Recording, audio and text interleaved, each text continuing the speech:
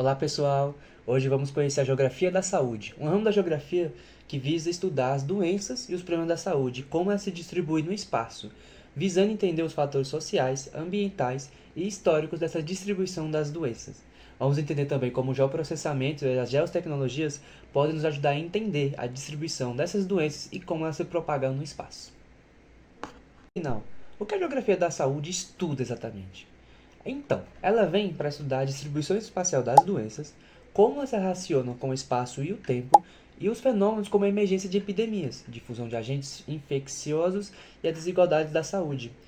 Ela utiliza cada vez mais dados em grandes quantidades, ferramentas digitais e o geoprocessamento para entender a difusão dessas doenças. Ela não olha apenas para a doença, mas para o território onde ela ocorre.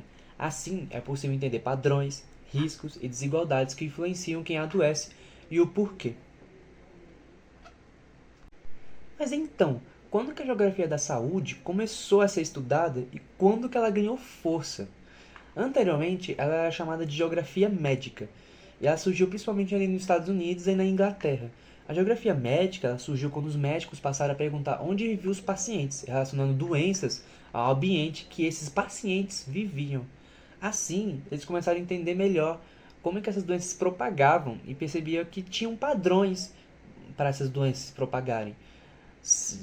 Em um determinado espaço, a doença se propagava de um tal jeito, ela nem se propagava. Já em outro lugar, essa doença se propagava de um jeito mais intensificado ou menos intensificado.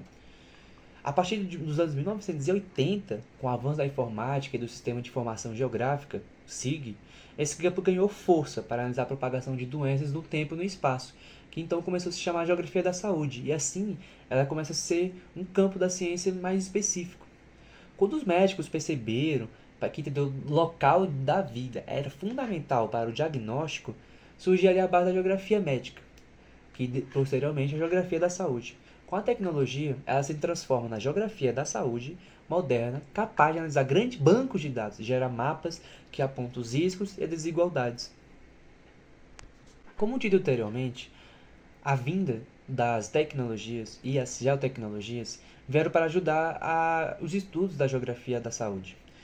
Com isso, os médicos, os pesquisadores, geógrafos conseguiram reunir diferentes formas de dados e elaborar unidades espaciais variadas através de grandes bancos de dados, né, como dito anteriormente. Assim conseguiram integrar dados demográficos, socioeconômicos e ambientais. O geoprocessamento permite que o pesquisador combine dados de renda, clima, urbanização e saúde para entender melhor como as doenças surgem e elas se espalham. Por exemplo, podemos ver aqui no mapa como os bairros com menor renda têm a maior incidência de dengue ou mortalidade por Covid-19.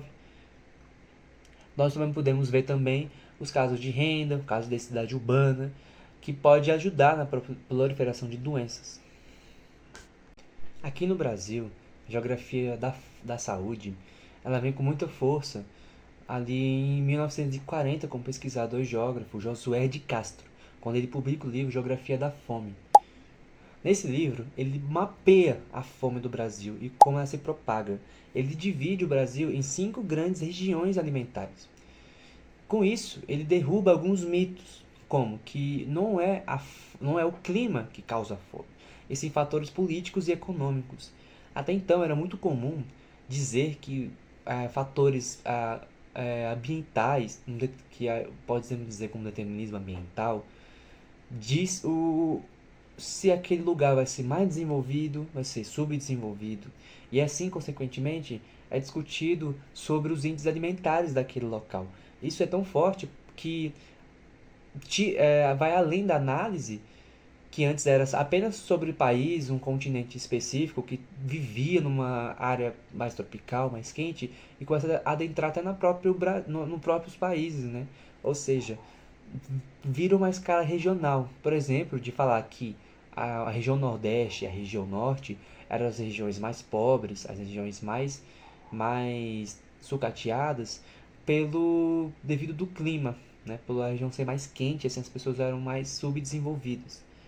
Só que não, o José de Castro traz outra questão, que essa análise ignora os fatores políticos e econômicos, como dito antes, principalmente nessas regiões mais pobres do Brasil, principalmente ali nos anos 1940. Então, ele traz que a consequência natural do clima ou a preguiça da população não tem como ser a ver com a fome, né? Que eram esses preconceitos, na época, preconceitos naturais. José de Castro provou que a fome é política. Essa análise espacial foi revolucionária, abriu caminhos para as políticas públicas. E as pessoas começaram a entender de uma outra forma como que as questões da saúde, principalmente a fome, se propaga no Brasil e derruba esses mitos estereotipados e preconceituosos. Quando pensamos em casos contemporâneos de como a geografia da saúde atua, podemos citar dois casos: a Covid-19 e a distribuição da dengue no Brasil. Inicialmente, vamos falar da dengue. As pesquisas, inicialmente, mostravam que a dengue se propagava mais em grandes áreas urbanas. Só que a pesquisa demonstra que ela concentra em todas as grandes áreas urbanas. Ou seja, até em cidades pequenas a dengue chega também. Só que atualmente, principalmente a partir de 2020, a dengue começou a se proliferar mais em cidades pequenas, né? E isso acarreta em um quê? Que as populações de cidades pequenas sofrem mais com a escassez de vacina e falta de recursos em postos de saúde. A dengue deixa de ser um problema das grandes cidades e hoje ela avança em municípios pequenos, onde a infraestrutura da saúde é limitada, aumentando mais o risco de epidemias. Quando pensamos na Covid-19, conseguimos correlacionar com as desigualdades sociais. Por exemplo, a população de baixa renda foi a mais afetada pela Covid-19. A população negra foi a que mais morreu e recebeu menos vacinas, segundo a Fiocruz.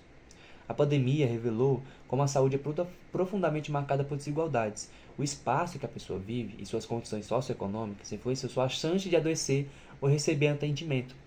Ela também evidencia que as vacinas, que a questão da morte sobre a Covid-19, sobre a questão de quem recebe a vacina primeiro, também está marcado pela cor de pele, pela questão de gênero, pela questão de raça, pela questão de cor, pela questão de renda, pela questão do espaço que essa pessoa vive.